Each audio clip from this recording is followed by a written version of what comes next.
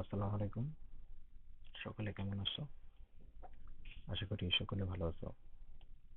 আজকে যে বিষয়টি নিয়ে আলোচনা করব সেটি হলো এইচএসসি জুলজি চ্যাপ্টার 3। সেটা হলো গিয়ে,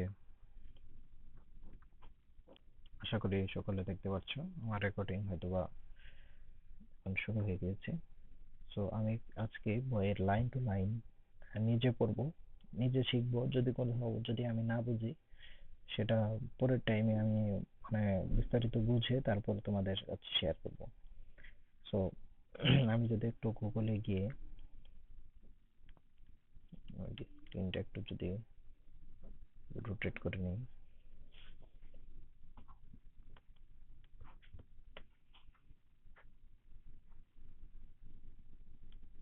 আচ্ছা, ঠিক আছে। তো আমি যদি গুগলে গিয়ে একটু সার্চ করি যে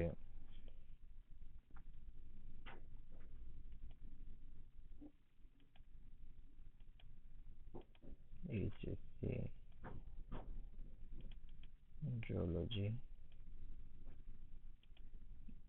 বুক PDF 2025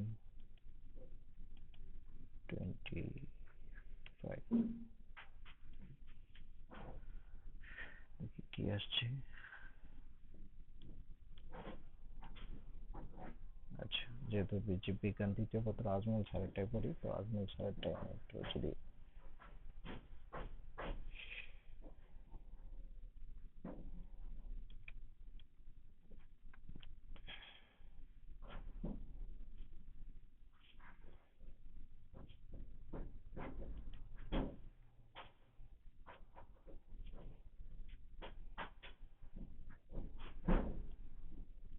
প্রাণীর বিভিন্নতা ও শ্রেণীবিন্যাস। তো আজকে যেহেতু আমি চ্যাপ্টার 3 কে সিলেক্ট করেছি, এটা কি আর একটু বড় বানানো যাবে না? মানে একটু ভিতরে যাওয়া যাবে কিনা। আচ্ছা, যাই হোক, দেখা যাচ্ছে। চ্যাপ্টার 3 তে চলে যাই।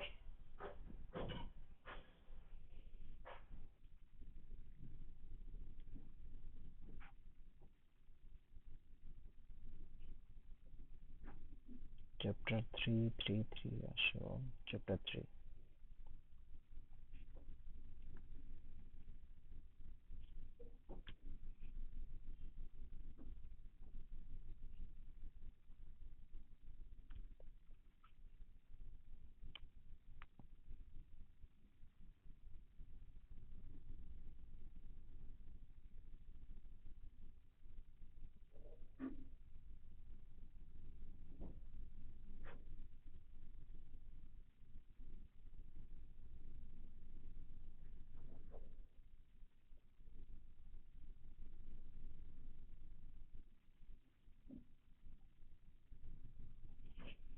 একটু একটু সময় নিয়ে নিচ্ছি, কারণ একটু চ্যাপ্টার 3 তে যেতে একটু লেট হচ্ছে।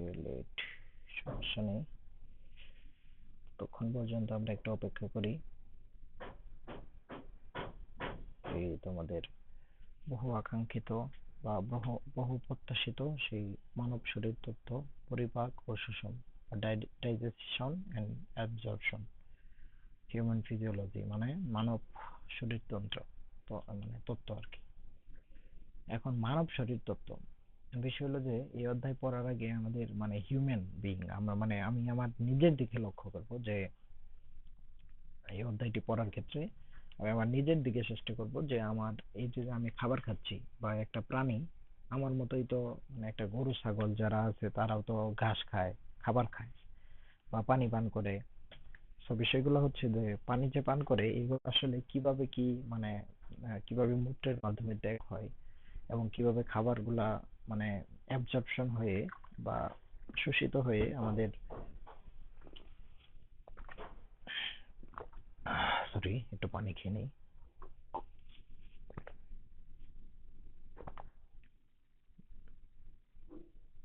কিভাবে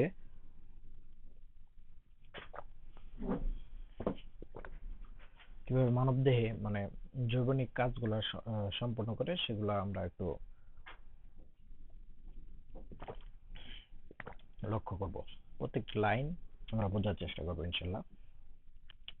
সো প্রথমে আমি লাইন টু লাইন বোঝাবো, পরে লাইনের অর্থ আমি ব্যাখ্যা করবো আর কি। প্রত্যেক লাইনের ব্যাখ্যা করতে হবে না, এগুলো তোমরা বুঝতেই পারবে আর কি। যে বলা আছে যে মানবদেহের বিভিন্ন যৌবনিক কাজ পরিচালনা, শক্তি সরবরাহ, দৈহিক ও মানসিক বৃদ্ধি অব্যাহত রাখা এবং রোগ জীবাণু আক্রমণ থেকে দেহকে রক্ষা করার প্রাথমিক প্রয়োজনীয় শর্ত হচ্ছে পুষ্টি।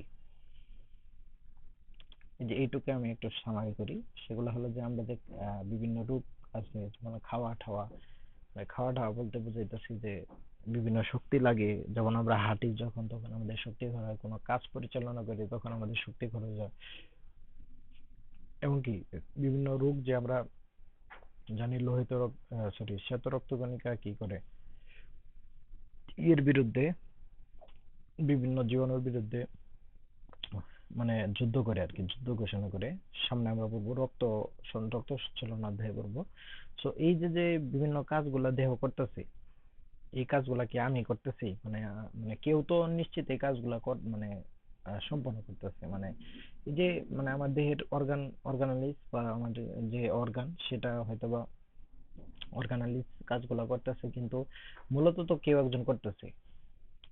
সো এই কাজগুলা করার ক্ষেত্রে মানে যে কোনো কিছু, যেমন একটা রোবট চালানোর ক্ষেত্রে যেহেতু শক্তি লাগে, তার জন্য কি আমরা ইলেকট্রিসিটি সাপ্লাই করি। কিন্তু আমরা যদি একটু লক্ষ্য করি যে ওটা যদি হালকা একটু কমাই, ডিভাইসের একটু সমস্যা। তো যাই হোক, দেখতে পাচ্ছি যে তার মানে এই পুরো টুকের সামারি হলো যে আমাদের এই যে মানব হিউম্যান বিইং এ যে খাদ্য বা মানে শক্তি যোগানোর মেইন শর্তটা কি, প্রয়োজনীয় প্রাথমিক প্রয়োজনীয় শর্ত হচ্ছে কি পুষ্টি। খাদ্যই মানবদেহের পুষ্টির যোগান দেয়।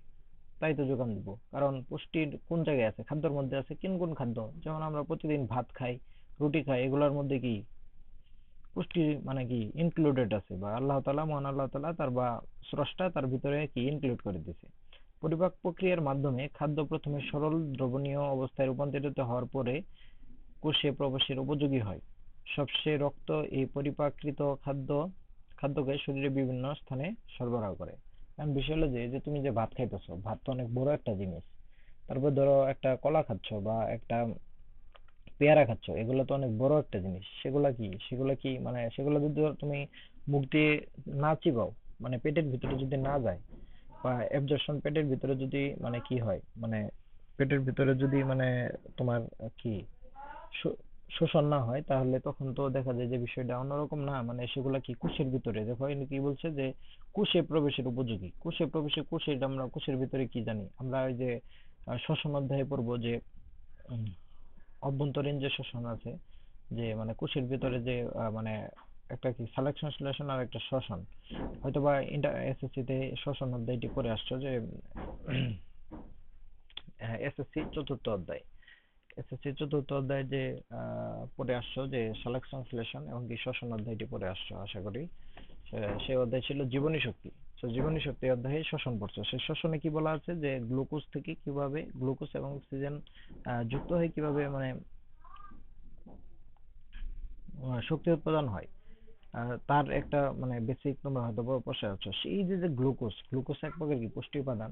এই গ্লুকোজকে আমরা ভাত যে খাই, রুটি খাই, সেগুলো থেকে কি আসে? গ্লুকোজ আছে। সো গ্লুকোজ কি গ্লুকোজ কি এর সাথে বিক্রিয়া করে, অক্সিজেনের সাথে বিক্রিয়া করে কি উৎপন্ন হয়? শক্তি উৎপাদন করে।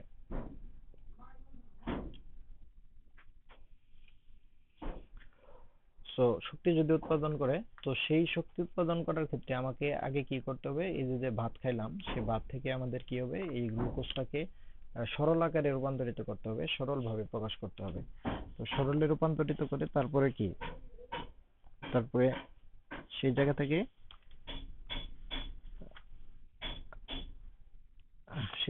কি হবে? সেই জায়গা থেকে আমরা কি শক্তি মানে কোষে যাবে, সে জায়গা থেকে শক্তি পাবো। তাহলে এই যে যে মানে ভাত থেকে, ভাতের একটা কণা, ধরো ভাতের একটা মানে একটা ভাত থেকে আমরা আগে কি বানাতে হবে? গ্লুকোজ মানে সরল অণু বানাতে হবে। তারপরে সেটাকে নিয়ে আমরা কিসে নিয়ে যাব? গ্লুকোজ মানে কোষে নিয়ে যাব। সেই গ্লুকোজটা কি যাবে? রক্তের মাধ্যমে কোষে যাবে। কোষে গেলে সেই কোষে আমরা যে অক্সিজেন গ্রহণ করি নাক দিয়ে, নাক দিয়ে যে অক্সিজেন গ্রহণ করতেছি সেই অক্সিজেন গিয়ে কোষের ভিতরে গিয়ে একসাথে কি শক্তি এবং কার্বন ডাই অক্সাইড, আর্টিশন, এটিপি এগুলা উৎপন্ন হবে। উৎপন্ন হলে তখন আমরা কি শক্তি পাবো, কোষের একটা মানে কোষ জীবন্ত অবস্থায় থাকবে আর কি, বা সেই জায়গা থেকে আমরা শক্তি পাবো। সো আমাদের তাহলে কি করতে হবে, সরলে রূপান্তরিত হবে, সেটাই বলছে যে পরিপাক প্রক্রিয়ার মাধ্যমে খাদ্য প্রথমে সরল দ্রবণীয় অবস্থায় রূপান্তরিত হওয়ার পরে কোষে প্রবেশের উপযোগী হয়। মানে প্রথমে আমরা মুখ দিয়ে যে খাবার খেলাম সেই খাবার চিবিয়ে আমরা ছোট করি, ছোট করে তারপরে কি করি, তারপরে সে জায়গা থেকে আমরা পেটে যাই, পেটে গিয়ে পাকস্থলীতে যাই, সেই জায়গায় আরো অ্যাবজর্পশন হয়, ভাঙন হয়, আরো এইচসিএল বা অ্যাসিডের মাধ্যমে কি হয়, খাবারগুলো পাক মুন্ডে পরিণত হয়, সেগুলো থেকে আরো মানে কি ক্ষুদ্র ক্ষুদ্র অবস্থায় পরিণত হয়ে পরে একবারে সরল উপাদান, যেমন আমরা কি গ্লুকোজ কি জানি, মানে স্টার্চ বা স্টার্চ কি আমরা কি জানি যে আহ, এই যে ভাত যে আছে সেই ভাতটা কি একটা গ্লুকোজের একটা মানে কি একটা কম মানে গ্লুকোজের একটা কি একটা বড় একটা কি সেটাকে ইংলিশ টার্মে কি বলে, যে একটা গ্লুকোজের বিশাল সমাহার, এক বা একাধিক গ্লুকোজ মিলে মানে একটা হয়েছে আর কি, একটা স্টার্চ কণা বা স্টার্চ বা শ্বেতসার হয়েছে আর কি। তো বিষয় হলো যে অনেকগুলা গ্লুকোজ যেহেতু একসাথে হয়েছে, আবার কি আবার আমরা জানি কি প্রোটিন কি, প্রোটিন এক বা একাধিক কি অ্যামাইনো অ্যাসিডের পলিমার, সরি এই যে পলিমার। সো গ্লুকোজ এই যে যে আমরা যে ভাত যে স্টার্চ আছে সেগুলো কি এক বা একাধিক গ্লুকোজের পলিমার। সো আমরা যে যেগুলো খাচ্ছি সেগুলো হলো স্টার্চ। এই স্টার্চ গুলা যখন আমরা মানে মুখের ভিতরে বা পেটের ভিতরে এগুলো ভাঙতে ভাঙতে প্রথমে আমাদের গ্লুকোজ বানাতে হবে, সেই গ্লুকোজ থেকে আমাদের কিসে যেতে হবে, কোষে নিয়ে যেতে হবে। তো এইটুকের মধ্যে আমি অনেক কথা বলে ফেলছি। সো এগুলো আসলে বোঝানোর জন্য বা মানে এত কথা এগুলো আসলে বোঝানোর জন্য বোঝানো হয়, মানে বোঝানোর জন্য বললাম আর কি। তো সবশেষে রক্তে পরিপাকিত খাদ্যকে শরীরের বিভিন্ন স্থানে এই যে যে আমরা যে খাদ্য আছে, এই যে যে গ্লুকোজ আছে সেই গ্লুকোজকে মানে প্রত্যেকটা কোষে তো মানে আমি কিছুক্ষণ আগে বললাম যে কোষের ভিতরে যাবে, তাহলে কোষ তো অনেক আছে শরীরে, যেমন হাতের বিভিন্ন কোষ আছে, পায়ের বিভিন্ন কোষ আছে, পেটের বিভিন্ন কোষ আছে, সেই কোষের ভিতরে নিয়ে যেতে হবে। তারপর রক্তের মাধ্যমে তাহলে যাবে কিভাবে, রক্তের মাধ্যমে যাবে, কারণ রক্তই তো কি মানবদেহের যে বিভিন্ন কিছু সরবরাহ হয় সেগুলো কি রক্তের মাধ্যমে সরবরাহ হয়। সো রক্ত অধ্যায়ের পরের অধ্যায় পড়বো। সো এগুলো একটা দেখে নিও যে আসলে এই অধ্যায় কি কি আলোচনা করবে, মুখ গহ্বরে খাদ্য পরিপাকের যান্ত্রিক ও রাসায়নিক প্রক্রিয়া, এগুলো আস্তে আস্তে মানে আমরা মানে পড়বো আর কি। এখন আসলে পরিপাক বা ডাইজেশন। পরিপাকটা কি, পরিপাকটা হলো যে আমরা যে বিভিন্ন খাবার খাই, মানে আগে সংজ্ঞাটা পড়ি যে যে প্রক্রিয়ায় জটিল খাদ্যবস্তু বিভিন্ন হরমোনের প্রভাবে ও এনজাইমের সহযোগিতায় বা সহায়তায় ভেঙে দ্রবণীয় সরল ও তরল এবং দেহকোষের গ্রহণ উপযোগী ক্ষুদ্র অণুতে পরিণত হয় তাকে পরিপাক বলে। এখন বলা হচ্ছে যে প্রক্রিয়ায়, এখন জটিল খাদ্যবস্তু যে প্রক্রিয়ায়, একটা প্রক্রিয়া বা একটা সিস্টেম বা একটা পদ্ধতি, যে যে এই মাধ্যমে এই স্টেপ অতিক্রম করে কি হবে, একটা খাদ্য কি মানে হবে, মানে খাদ্য পরিপাক হবে। তো যে প্রক্রিয়ায় জটিল খাদ্যবস্তু বিভিন্ন হরমোনের প্রভাবে, এই যে হরমোন, হরমোন মানে কি আমাদের দেহে অনেক হরমোন আছে, তারপর কি এনজাইম আছে, হরমোন কি অন্তঃক্ষরা গ্রন্থি বহিঃক্ষরা গ্রন্থি যেগুলো আছে সেগুলা থেকে কি খরচ হয়, এই হরমোন এবং কি এনজাইম গঠিত হয়। সেই হরমোন এই এনজাইম কি, এনজাইম এক প্রকার প্রোটিন। এই হরমোন হলো আমাদের দেহের বিভিন্ন জায়গা থেকে কি হয়, যেমন বিভিন্ন গ্রন্থি আছে, নালীযুক্ত বা বহিঃক্ষরা গ্রন্থি বা অন্তঃক্ষরা গ্রন্থি, মানে বিভিন্ন গ্রন্থি আছে, যেমন পিটুইটারি গ্ল্যান্ড, তারপরে কি তারপরে কি থাইরয়েড, থাইরয়েড গ্রন্থি, এরকম কি বিভিন্ন গ্রন্থি আছে। তো এই গ্রন্থি থেকে কি পিটুইটারি তারপর থাইরয়েড এগুলা গ্রন্থি থেকে কি হয়, বিভিন্ন হরমোন ক্ষরিত হয়। যেমন নালীযুক্ত বা বহিঃক্ষরা গ্রন্থি, নালীযুক্ত মানে সেই জায়গা থেকে কি এনজাইম ক্ষরিত হয়। মানে তোমার একটা নালী আছে, নালী মানে বিভিন্ন নালী আছে না আমাদের দেহে, সেই নালীযুক্ত যে হরমোন একটা গ্ল্যান্ড থেকে বা একটা গ্রন্থি আছে।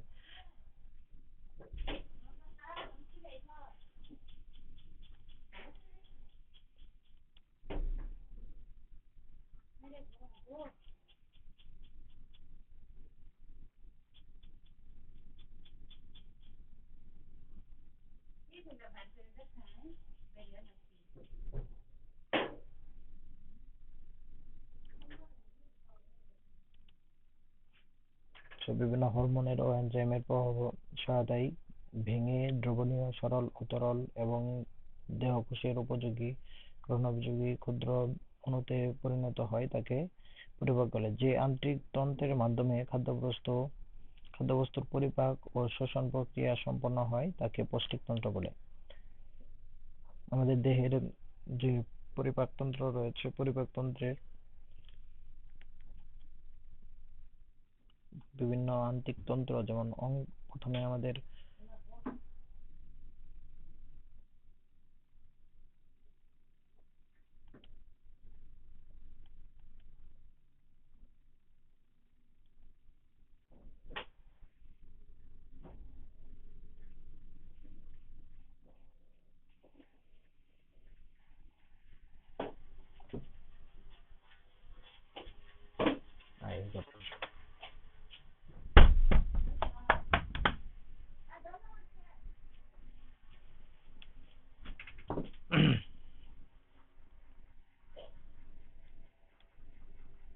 যে আঙ্গিক আঙ্গিক তন্ত্রের মাধ্যমে খাদ্যবস্তু পরিপাক ও শোষণ সম্পন্ন হয় তাকে পৌষ্টিকতন্ত্র বলে।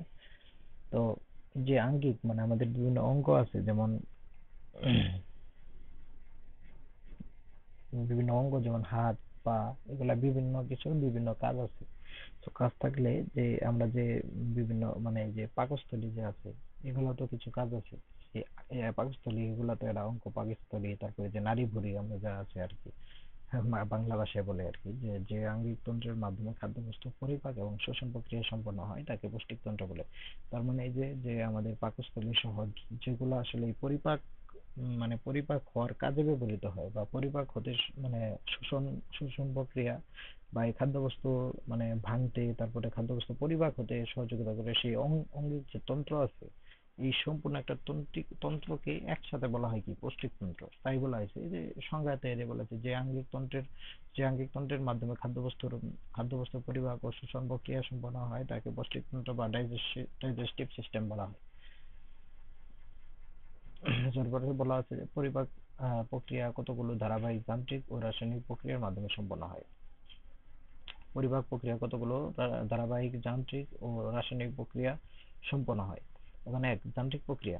এখন বিষয় হলো যান্ত্রিক বলতে হলো আসলে মেকানিক্যাল ডাইজেশন, বা যেগুলো হলো পরিপাকের যে সময় পরিপাকের সময় যে প্রক্রিয়ায় পরিপাক গৃহীত খাদ্যের পরিশোষণ যোগ্য এবং জীবাণু গলাধঃকরণ, পৌষ্টিক নালীর অতিক্রমের সময় নালীর বিভিন্ন অংশের পেশনের সঞ্চালনের ফলে গাঠনিক ভাঙনের মাধ্যমে অতি ক্ষুদ্র টুকরায় পরিণত হয়ে এনজাইমের ক্রিয়াতলের বৃদ্ধি ঘটায় তাকে যান্ত্রিক পরিপাক বলে। এখন বলা হচ্ছে যে ভাই এই পুরাটুক মানে এগুলা যদি মানে সংজ্ঞা আকারে লেখো, কতে যদি আসে যে যান্ত্রিক পরিপাক কাকে বলে, তখন এগুলা বলবা। কিন্তু যদি বোঝার ক্ষেত্রে বলি যে আসলে এই যে আমরা যে মানে বিভিন্ন বস্তু আছে, যেমন বড় বড় বস্তু যেমন হাড়, তারপরে বিভিন্ন কিছু আমরা খাই, সেই সেগুলা শক্ত। কারণ শক্ত, সেগুলা কি আমরা খাওয়ার মাধ্যমে কি মুখের মানে যন্ত্র মানে চলাচল করে তো খাদ্যগুলা, যেমন জিভ দিয়ে আমরা চিবাই, চিবানোর পরে সেগুলা কি জিভ দিয়ে মানে মুখ গহ্বরে সেগুলা চিবাই, চিবাই পরে গলবিল হয়ে সেগুলা কি গলবিল মানে ইয়ের ভিতরে যায়। মানে আমরা বিভিন্ন খাদ্য এই যে যে মানে মুখের ভিতরে দিয়ে গিয়ে তারপরে একবারে কি পাকস্থলীতে যায়। তো এই যাওয়ার আগে আমরা যে বিভিন্ন যন্ত্র মানে যান্ত্রিক মানে চলাচল অবস্থায় খাদ্য থাকে, সেই পুরা সম্পূর্ণ যে মানে চলাচলের সময় কি আমরা জিহ্বা দিয়ে চিবাই, গলাধঃকরণ দিয়ে যে মানে গলার ভিতরে ঢুকে, ও কি পৌষ্টিক নালী অতিক্রমের সময়, যেমন পৌষ্টিক নালী যে আছে সেই নালীতে যখন অতিক্রম করে তখন বিভিন্ন মানে পাকস্থলী যাওয়ার আগে যে নালী, সেটা কি পৌষ্টিক নালী, সেই পৌষ্টিক নালীতে যাওয়ার আগে মানে হয় মানে নালীগুলা কি সংকুচিত প্রসারিত হয়, যার ফলে খাদ্যগুলা কি ক্ষুদ্র টুকরায় পরিণত হয়। এই সম্পূর্ণ যে মুখ থেকে শুরু করে এই পাকস্থলী পর্যন্ত যাওয়া, এই যাওয়া একটা কি যান্ত্রিক প্রক্রিয়া না, একটা মানে একটা যন্ত্রের মধ্যে মনে যে একটা মানে আমরা যেমন ইটের ভাটা যদি আমরা একটা তুলনা করি, যে ইট ভাঙা যায় যখন, তখন ইট ভাঙা মেশিনের ভিতরে যখন ইট দেয় দেখবো যে আস্তে আস্তে আস্তে আস্তে আস্তে ঝকঝক ঝকঝক করে কি ইট ভেঙে পড়ে, ঠিক সেম ভাবে এই যে খাদ্য কিন্তু এরকম ভাঙে ভাঙে ভেঙে কি পাকস্থলীতে যায়। কারণ পাকস্থলী তো মনে করো যে সরাসরি একটা মানে একটা হাড় খেয়েছো, এই হাড় কি পাকস্থলীতে সরাসরি ঢুকতে পারে না। তো ঢোকার আগে কি একটু হালকা ভেঙে তারপরে নিয়ে যেতে, সেটাকে কি বলে, যান্ত্রিক পরিপাক বলে। এই যে যে পুরো প্রক্রিয়া মানে মুখ থেকে শুরু করে পাকস্থলী পর্যন্ত যে যাওয়ার যে একটা মানে ক্ষুদ্র টুকটায় পরিণত করলো, এবং কি এনজাইম যে কাজ করবে, এনজাইম কি একটা বড় অংশের উপরে কাজ করবে না, ছোট ছোট ক্ষুদ্র কণার উপরে কাজ করবে। সেই উপযোগী বা এনজাইমের কি উপযোগী করে তুলতেছি, যে ক্ষুদ্র ক্ষুদ্র কণার উপরে যাতে এনজাইম কাজ করতে পারে, সেই উপযোগী করে তাকে কি যান্ত্রিক পরিপাক বলে। এটা একবার রিডিং পড়লেই বা এটা মানে পরিপাকের সময় যদি মানে সংজ্ঞা আসে এইভাবে লিখবা যে পরিপাকের সময় যে প্রক্রিয়ায়, মানে এটা একটা তো প্রক্রিয়ায় গৃহীত খাদ্যের পরিশোষণযোগ্য অংশ চিবানো, গলাধঃকরণ ও পৌষ্টিক নালী অতিক্রমের সময় নালীর বিভিন্ন অংশের পেষণ সঞ্চালনের ফলে গাঠনিক ভাঙন মানে কি বড় অংশ কি ভেঙে ছোট মাধ্যমে অতি ক্ষুদ্র টুকরায় পরিণত হয়, ওই এনজাইমের ক্রিয়াতলের বৃদ্ধি ঘটায়, তাকে কি যান্ত্রিক পরিপাক বলে। ইংলিশ টার্ম একটু পরে রেখো। তো যাই হোক, এখন রাসায়নিক পরিপাক, যে পরিপাকের সময় গৃহীত কেমিক্যাল ডাইজেশন, পরিপাকের সময় গৃহীত খাদ্যের পরিপাকযোগ্য অংশ যান্ত্রিক পরিপাকের পরপরই, এই যে দেখো পরপরই মানে মুখ, পাকস্থলী, মানে এই যে যান্ত্রিক পরিপাক যে সম্পন্ন হলো, যান্ত্রিক মানে কি বড় বড় অংশকে ক্ষুদ্র অংশে রূপান্তর হয়। এখন যে যে বললাম যে কিছুক্ষণ আগে, এই যে যান্ত্রিক পরিপাকে বলা আছে যে এনজাইমের ক্রিয়াতলের বৃদ্ধি ঘটায়, মানে মানে এনজাইমের ক্রিয়ার উপযোগী করে তোলে, তোলে কি যান্ত্রিক পরিপাক। এবং এই যান্ত্রিক পরিপাকের সময় গৃহীত খাদ্যের পরিপাকযোগ্য অংশ যান্ত্রিক পরিপাকের পরপরই, যান্ত্রিক পরিপাকের পরপরই মানে কি ক্ষুদ্র কণায় মানে রূপান্তরিত হয়েছে। এখন কি, এখন এই এনজাইমের মাধ্যমে কি করবে, মানে রিয়েল পরিপাকটা সম্পন্ন করবে। সো পরপরই মুখ, পাকস্থলী ও অন্ত্রে অ্যাসিড ক্ষার ও এনজাইমের সহায়তায়, এই যে অ্যাসিড, এই যে এনজাইমের সহায়তায়, এই যে এখন যে ক্ষুদ্র কণায় পরিণত হচ্ছে সেগুলো কি এনজাইমের মাধ্যমে সেগুলো কি করতে হবে, রিয়েলি পরিপাক করতে হবে বা পরিপাক সম্পন্ন করতে হবে। এটা সহায়তায় রাসায়নিক ভাঙনের মাধ্যমে দেহকোষের গ্রহণীয় উপাদানে পরিণত হওয়াকে রাসায়নিক পরিপাক বলে। যে এখন যে ক্ষুদ্র কণায় যে যান্ত্রিক পরিপাকে ক্ষুদ্র কণায় পরিণত করছে, তারপর কি এনজাইমের মাধ্যমে গ্রহণের মানে কোষের মানে মানে দুইটা প্রক্রিয়া সম্পন্ন, মানে পুরাপুরি পরিপাক দুইটার উপর ভিত্তিতে মানে সম্পন্ন হয়। একটা হলো কি যান্ত্রিক পরিপাক মানে ক্ষুদ্র কণায় পরিণত করে, আর একটা হলো কি রাসায়নিক পরিপাক, সেটা কি একবারে রিয়েল ডাইজেশনটা সম্পন্ন করে, সেগুলো কি রাসায়নিক পরিপাক বলে। মানব পৌষ্টিকতন্ত্র বা পরিপাক তন্ত্রের বিভিন্ন অংশ, এখন আমরা যে যে বললাম যে মুখ, তারপরে গলবিল, তারপরে পাকস্থলী, তারপরে যেগুলার মাধ্যমে, যেমন আমরা যখন মানে যদি যদি ইটের সেই যন্ত্রের কথা বলি, সেই যন্ত্রটাকে আমরা জানতে হবে যে উপরে আমরা ইট ঢুকাইতেছি, তারপরে কিভাবে সেগুলা কি চাপ দিতেছে, দিতে দিতে তারপর কি ভাঙে ক্ষুদ্রতম কণা তৈরি করতেছে, তাহলে আমার সেই যন্ত্রটা সম্পর্কে জানতে হবে। সেই যন্ত্রটাই কি, সেই যন্ত্রের যে পার্ট গুলো আছে সেই পার্ট গুলো সম্পর্কে আমার জানতে হবে। তো সেই পার্ট গুলো জানতে হলে আমাদের এই যে মানব পৌষ্টিকতন্ত্র বা পরিপাকতন্ত্রের বিভিন্ন অংশ সম্পর্কে জানতে হবে। বেঁচে থাকার জন্য আমরা বিভিন্ন ধরনের খাবার গ্রহণ করি।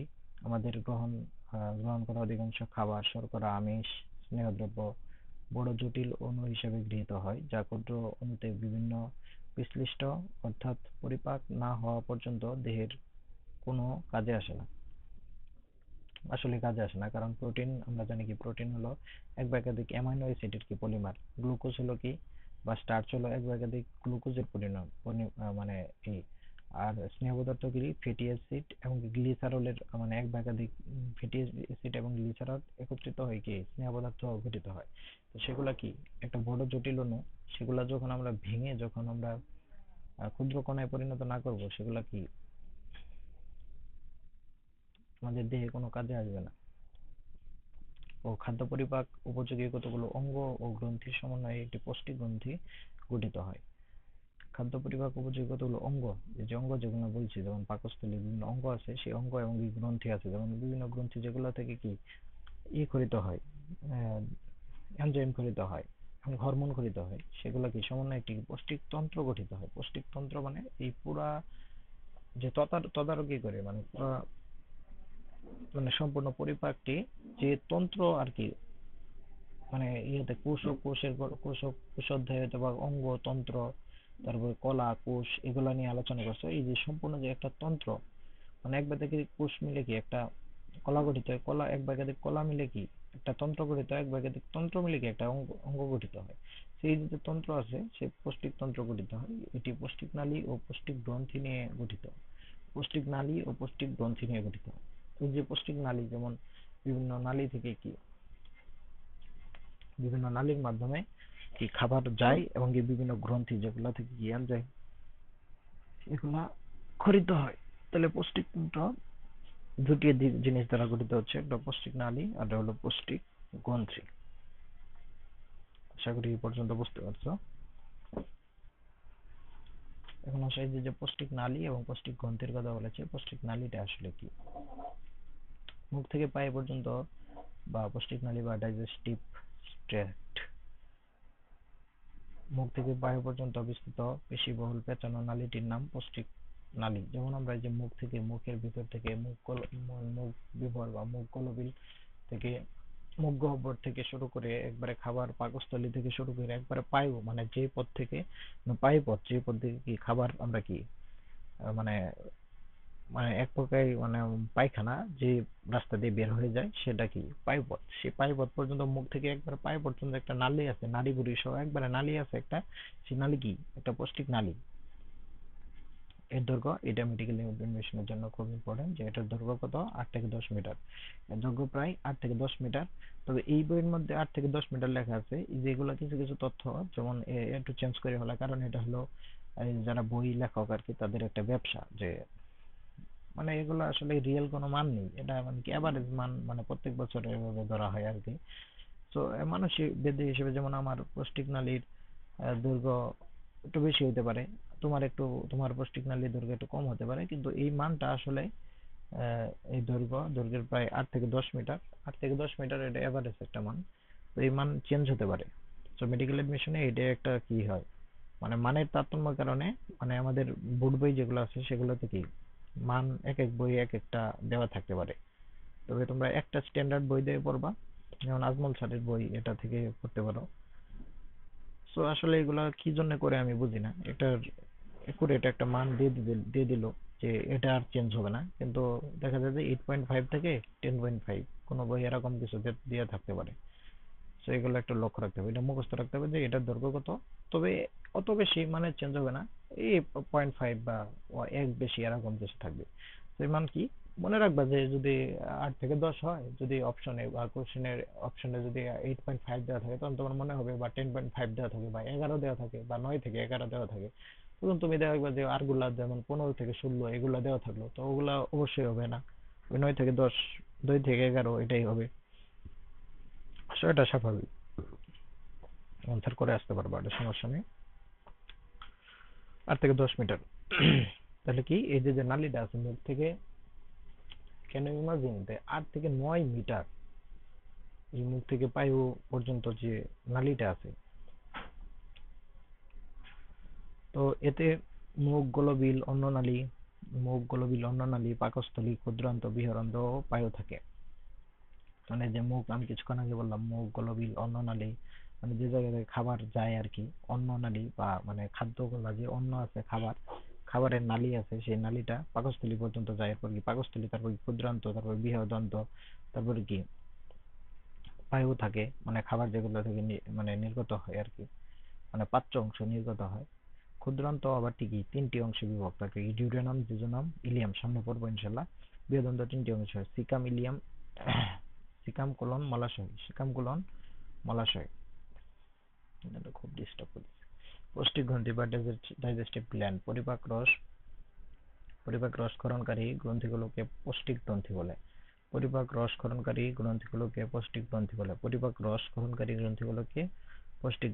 এই যে পরিপাক রস মানে কি বিভিন্ন এনজাইম, তারপর অ্যাসিড, তারপরে কি মানে যে গ্রন্থি, যে বিষয়গুলো বা যে উপাদানগুলো কি, ওই যে আমরা বলছিলাম গ্রন্থির মধ্যে কি থাকে, গ্রন্থির মধ্যে হরমোন, এনজাইম থাকে, তো সেগুলো যেগুলো ক্ষরণ করে সেগুলো কি গ্রন্থি, একটা প্রকার গ্রন্থি। তাহলে পৌষ্টিক যেহেতু কাজ করবে বা পরিপাক করবে, তাহলে সেই গ্রন্থিগুলো কি এক প্রকার পৌষ্টিক গ্রন্থি বলে।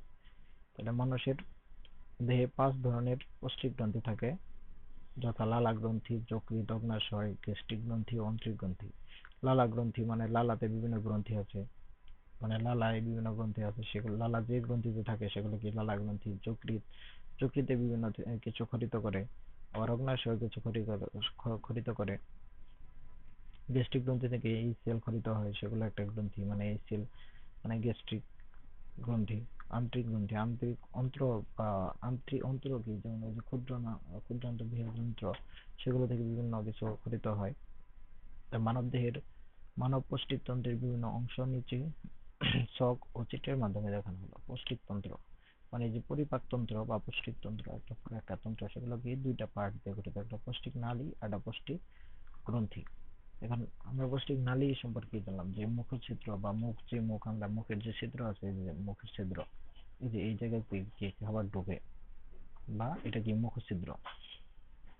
মুখ বিভার বা মুখ গহ্বর, খাওয়া ঢোকার পরে যে জিহ্বার যে অংশটা আছে, যে জায়গায় কি জিহ্বা এবং কি পুরো একটা, আমরা হা করলে যে যে অংশের জিহ্বা আছে সেগুলো কি মুখ বিবর বা মুখ গহ্বর। একটা গহ্বর হয় না, যে জায়গায় খাবার চিবানো হয়, সেটা মুখ গহ্বর। এবং গলপিল, গলপিল মানে হলো যে সেটা যাওয়ার পরে এই যে নাকের ছিদ্র এদিকে এসে, এবং এই মুখের যে ছিদ্র গিয়ে মানে জিহ্বার পরের অংশে যে একটা কমন পয়েন্টে মিলিত হয়, কমন পয়েন্টে একটা খালি জায়গায় মিলিত হয়, সেগুলো কি গলপিল। এর দৈর্ঘ্য কত? 12.5 সেন্টিমিটার, প্রায় 12 পয়েন্ট। দৈর্ঘ্য কত? 12.5 সেন্টিমিটার।